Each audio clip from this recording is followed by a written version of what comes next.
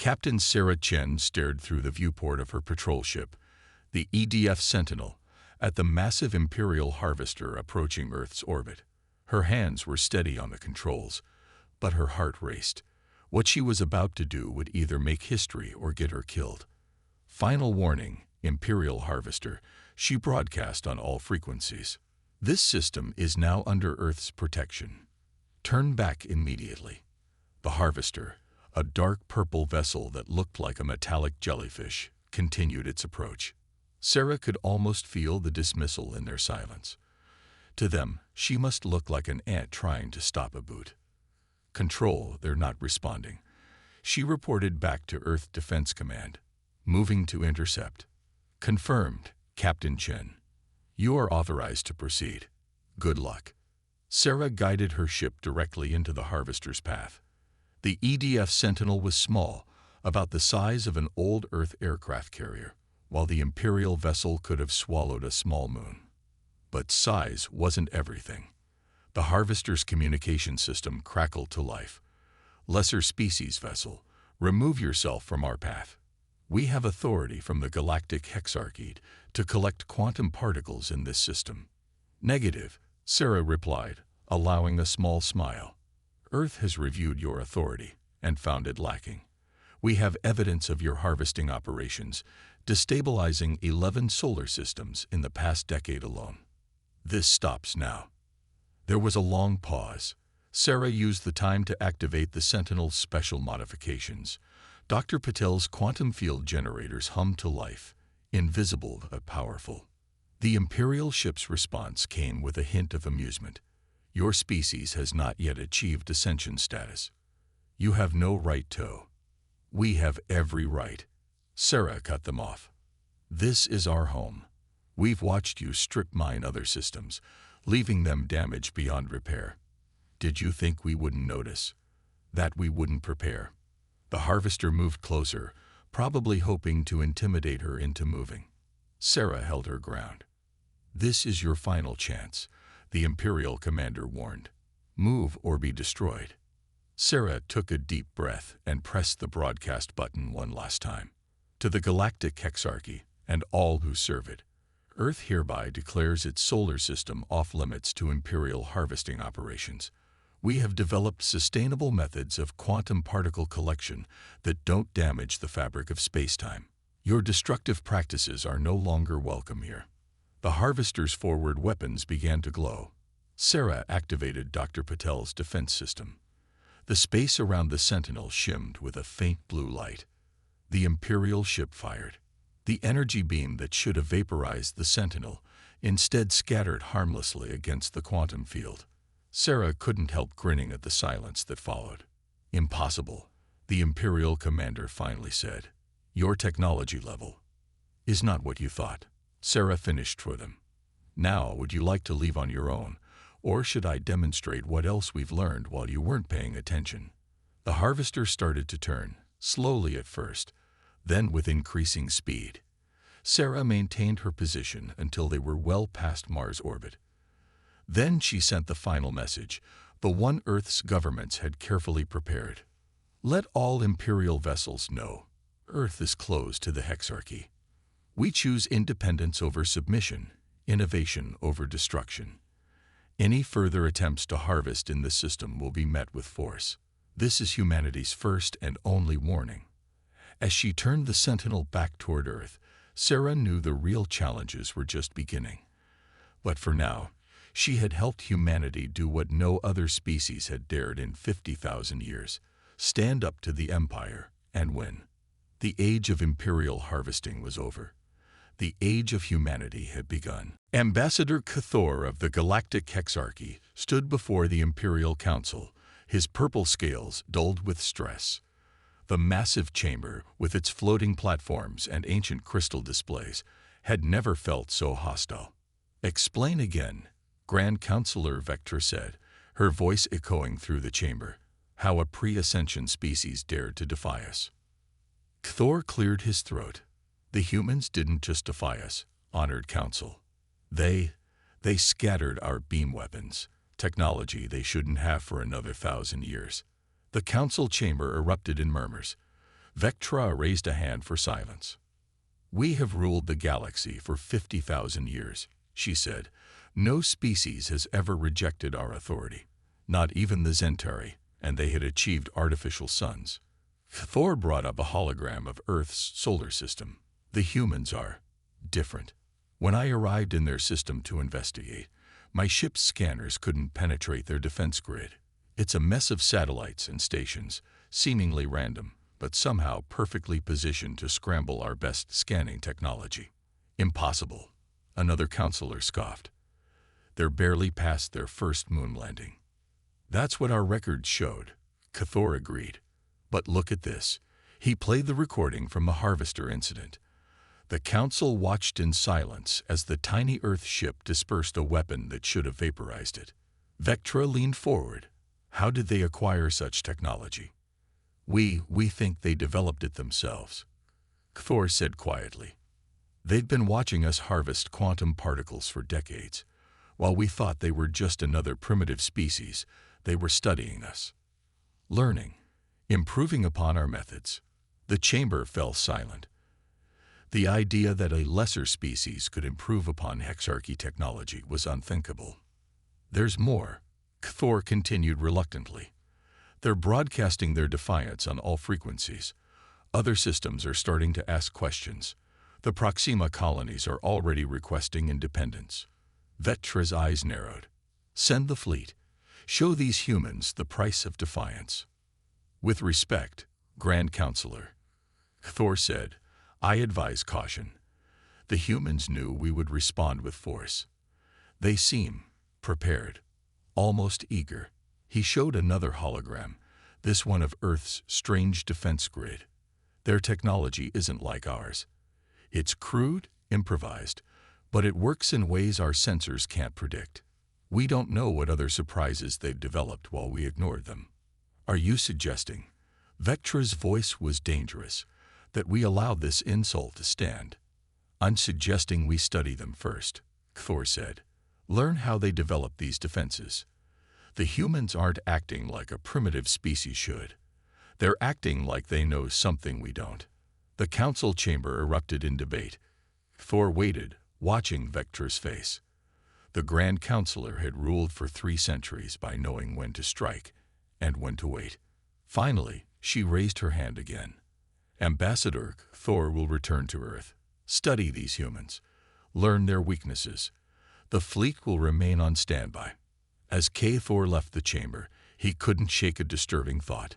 In 50,000 years of imperial rule, the Hexarchy had encountered many species, but none had ever looked at their weapons and responded with what seemed almost like amusement. The humans weren't afraid of the Empire, and that, more than anything else, worried him. What did these primitive beings know that the mighty Hexarchy didn't? He would find out, one way or another. Dr. Maya Patel walked through her underground laboratory, surrounded by humming machines and glowing displays. Today, she would reveal humanity's greatest scientific achievement to the watching galaxy. "Are you sure about this?" Captain Sarah Chen asked, standing beside her. She was still in her Earth Defense Force uniform, having just returned from another patrol. Maya nodded, adjusting her lab coat. "The Empire thinks they're the only ones who understand quantum particle collection. Time to show them how wrong they are."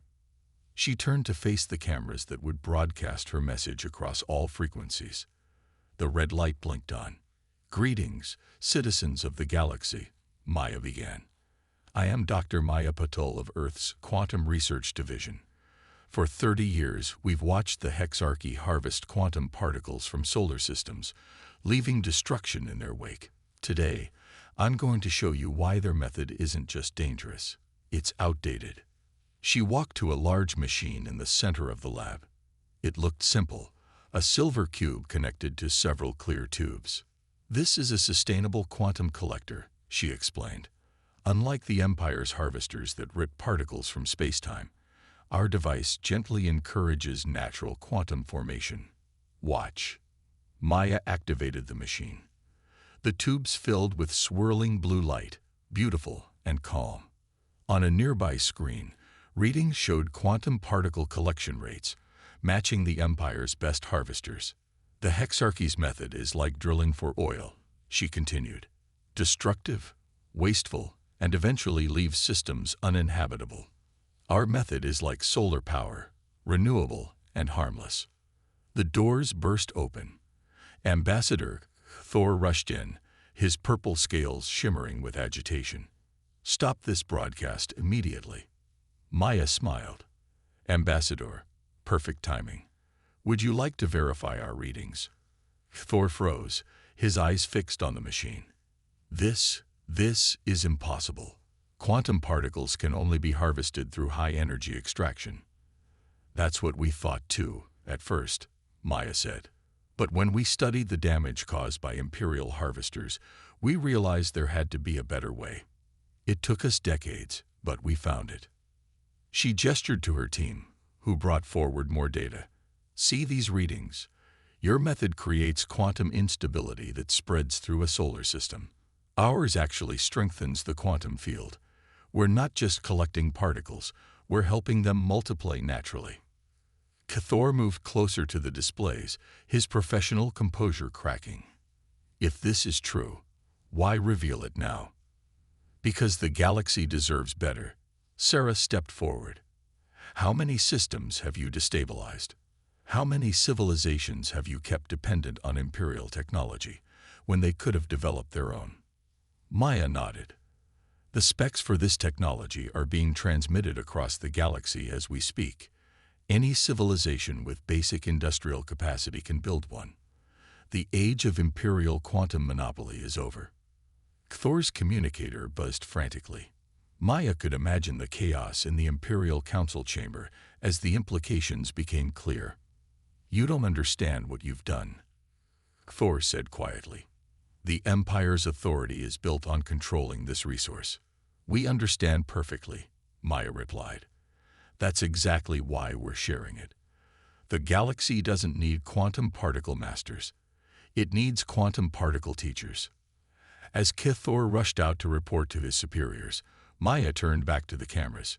To all watching, this is Earth's gift to the galaxy. Use it wisely. Build it. Improve it.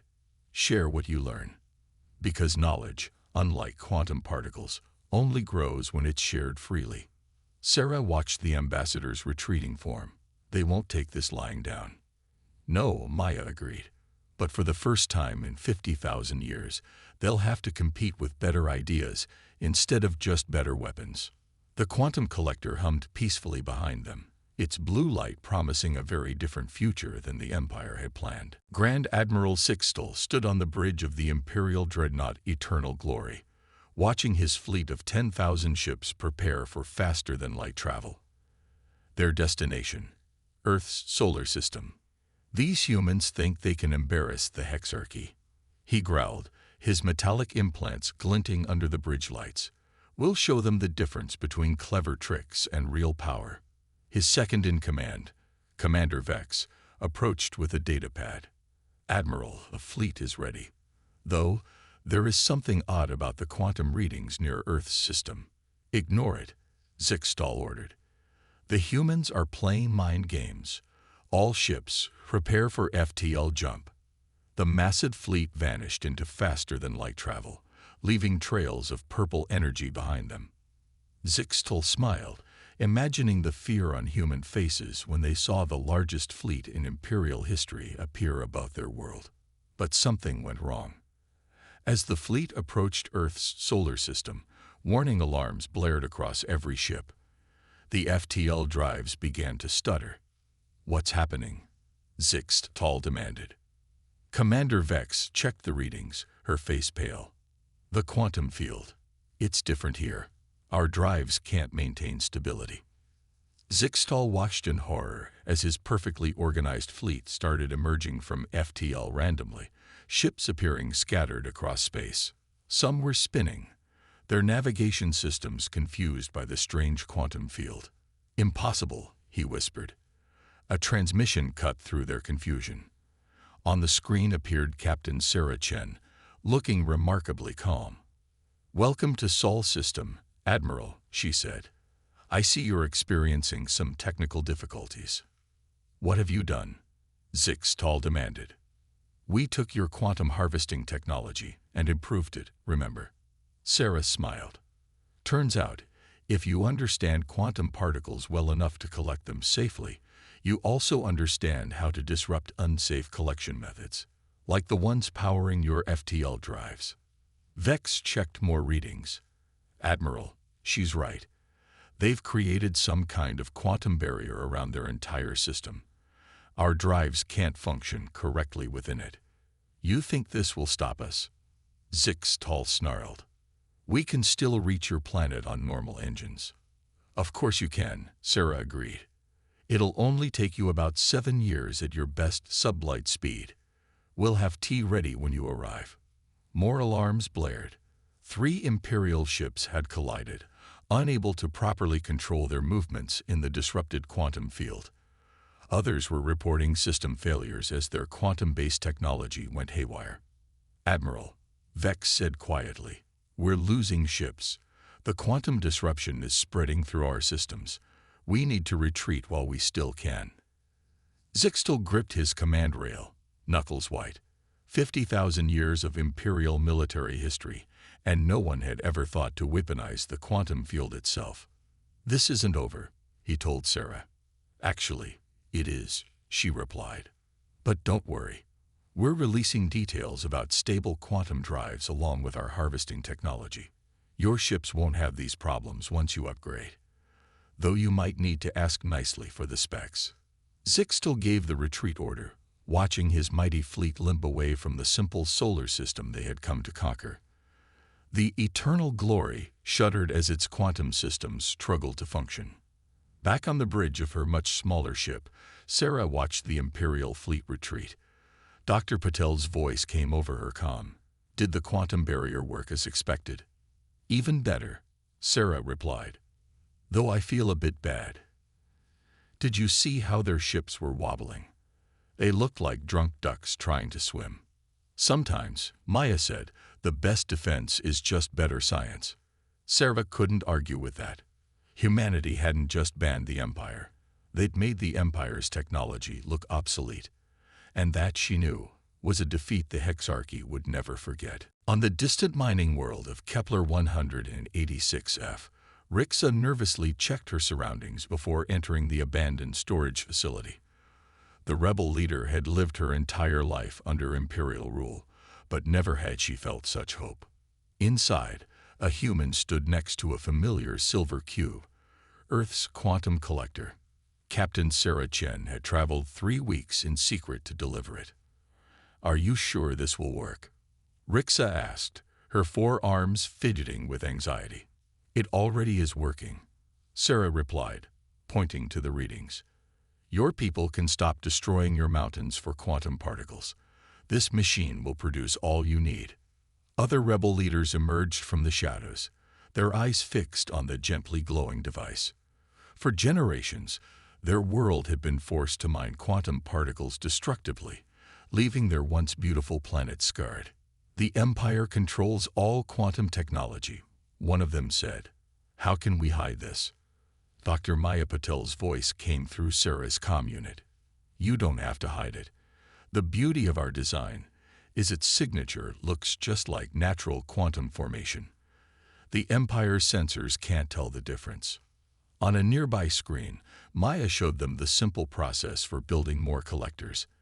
Everything you need can be found in standard industrial facilities. The Empire can't stop you by controlling special parts. Rixa touched the machine gently. Why are you helping us? Because no one should control the galaxy's resources, Sarah said. Earth was lucky. We had time to develop this technology in secret. But your people have suffered enough. Suddenly, alarms blared. Imperial patrol approaching. A guard called out. Right on schedule, Sarah smiled. Watch this. The quantum collector hummed slightly louder. When the Imperial ships passed overhead, their sensors showed nothing but normal background quantum activity. Impossible, Rixa whispered. Their quantum scanners see everything. Old quantum scanners see what they expect to see, Maya explained through the comm. The Empire hasn't improved their basic technology in thousands of years. They never needed to, until now. Over the next hour, Sarah and Maya taught the rebels how to operate and maintain the collector. More importantly, they showed them how to teach others. Remember, Sarah said as they prepared to leave, "You're not alone. Every day, more worlds are building these collectors. The Empire's control is built on keeping everyone dependent on their technology. That ends now." Rixa grabbed Sarah's hand with two of her arms. "The Empire will discover this eventually. They'll punish us." "No," Sarah said firmly. "By the time they realize what's happening, too many worlds will have this technology. They can't fight everyone, especially not with their ships using outdated quantum drives." As Sarah boarded her ship, disguised as a common trader, she received a message from Earth Defense Command. 5 more worlds had requested quantum collectors. The revolution wasn't being fought with weapons, but with knowledge. Back in her lab on Earth, Maya watched the data flowing in from collectors across the galaxy. Each one represented a community breaking free from Imperial control. Some were already improving the design, sharing their innovations through the secret network Earth had established. "How many now?" Sarah asked through the comm as she left Kepler's atmosphere. 200 worlds have working collectors," Maya replied. 1,000 more are building them. The Empire has lost control of quantum technology. They just don't know it yet. Sarah smiled, setting course for the next rebel world. The Empire had ruled through technological superiority for 50,000 years, but they had never faced an enemy who believed in sharing knowledge instead of hoarding it. And that would be their downfall. The Imperial Council chamber was in chaos. Emergency alarms flashed as reports poured in from across the galaxy. Grand Counselor Vectra's voice boomed over the noise. 117 Imperial harvesting stations shut down in a single day. Ambassador Thor stood before the council, his scales now almost white with stress. "The humans' quantum technology has spread faster than we predicted. Entire systems are declaring independence." "Enough." Vectra slammed her fist down. "Send the ultimatum. Show these humans what true isolation means." In her office at Earth Defense Command, Captain Sarah Chen watched the Imperial transmission with Dr. Maya Patel and the Earth Defense Council. The hologram of Vectra towered over them, her voice dripping with rage. "People of Earth, you have corrupted the natural order. Your actions threaten 50,000 years of stability. This is your final warning. Submit to Imperial authority immediately. Cease sharing your quantum technology. Surrender your research." Maya crossed her arms. "Or what? Or face total isolation," Vectra continued. "No trade, no communication, no contact with any Imperial world. You will be alone in the darkness you have created." The Earth Defense Council members looked at each other. Their response had been prepared days ago, but now that the moment had come, the weight of it felt heavy. "Send it," the Council Chief ordered. Sarah pressed a button. Across the galaxy, on every planet, moon, and space station, screens lit up with Earth's message. But instead of words, it showed detailed technical schematics. "What is this?" Vectra demanded. "Everything," Maya replied calmly. "Complete designs for our quantum collectors, stable FTL drive specifications, power generation systems. We're giving it all away to everyone, right now." Thor stepped forward, his voice trembling. "You can't. The economic damage will only affect the Empire." Sarah cut in. "Every world can now build their own technology. They don't need your harvesters, your trade monopolies, your protection." On screens across the galaxy, the technical data continued to flow. Rebellion leaders on hundreds of worlds were already downloading it, sharing it, preparing to build. "You doom yourselves," Vectra shouted. "No single world can survive alone." "That's the point," Maya said. "We're not meant to be alone. We're meant to work together, share knowledge, help each other grow. Your empire didn't create stability. It created stagnation." Reports flooded in. The Proxima colonies had already started building new quantum collectors. The Centaur worlds were upgrading their ships with stable FTL drives. Species that had been enemies under Imperial rule were sharing resources, helping each other understand the new technology. "This is your true failure," Sarah told the Imperial Council. "You had 50,000 years to unite the galaxy. Instead, you divided it, kept everyone dependent on you. Well, now they're uniting. Not against you, but for each other." Vetra's hologram flickered. "The Hexarchy will not forget this betrayal." "Good," Maya replied. "Remember it. Remember the day the galaxy chose cooperation over control. Because that's the real difference between us, isn't it? You see sharing knowledge as betrayal. We see it as progress." The transmission cut off. In the silence that followed, Sarah turned to the Defense Council. "What now?" The council chief smiled. "Now we help them build. All of them. Every world that wants to learn. Every species ready to grow. That's what Earth does best, isn't it? We innovate. We improve. We share." Outside the window, Earth's quantum defense grid shimmered slightly. Not just protecting one world now, but representing hope for thousands. The Empire had given their ultimatum. Earth had responded by giving away the future. And the galaxy would never be the same. 6 months after Earth's release of quantum technology, the galaxy had changed beyond recognition.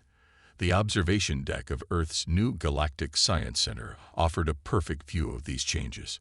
Captain Sarah Chen stood at the window, watching ships from 100 different worlds move through Earth's orbit. Their designs were all different now. Some still used modified Imperial technology. Others had completely new approaches based on Earth's shared knowledge. "Still hard to believe sometimes," Dr. Maya Patel said, joining her at the window. She pointed to a large vessel with crystalline wings. "The Zentari took our quantum collector design and combined it with their solar technology. Now their ships generate power while they fly." Sarah smiled. "Remember when we thought we'd be fighting the Empire?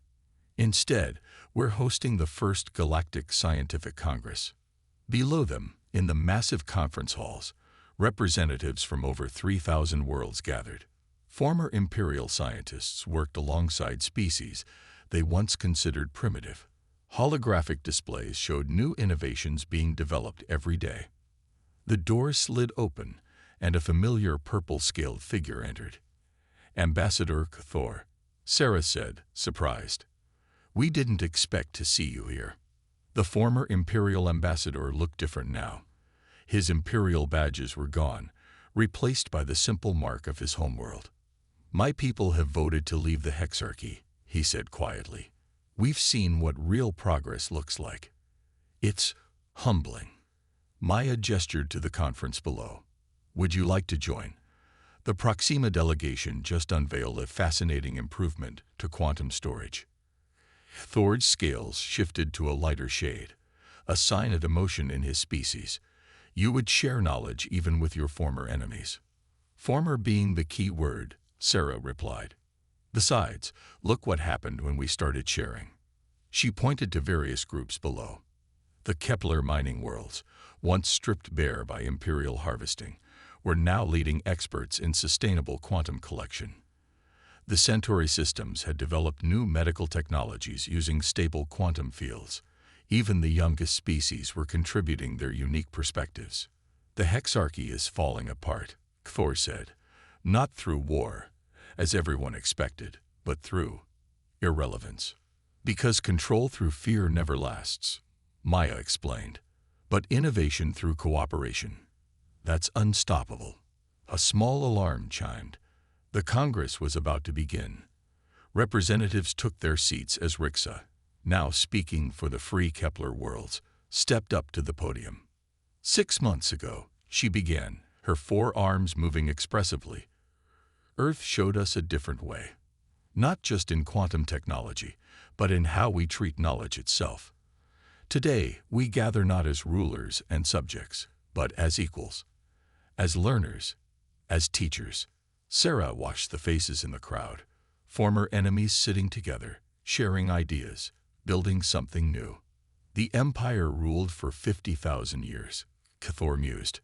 How did you know this would work better? We didn't, Sarah admitted. We just knew that everyone deserves a chance to grow, to innovate, to contribute. The rest happened naturally. Maya's tablet beeped with new data. Another breakthrough, she smiled. The Arcturus team combined 3 different species approaches to create a completely new type of quantum drive. Below, the Congress continued. Topics ranged from sustainable energy to medical breakthroughs to faster-than-light travel innovations. Each presentation ended with open sharing of data, free for any world to use and improve upon. This is how it should have been all along, Thor said softly. Sarah nodded. Earth had started this change by saying no to an empire. But the real victory wasn't in the defiance. It was in showing the galaxy a better way forward. Together. And that was a victory that would last far longer than any empire.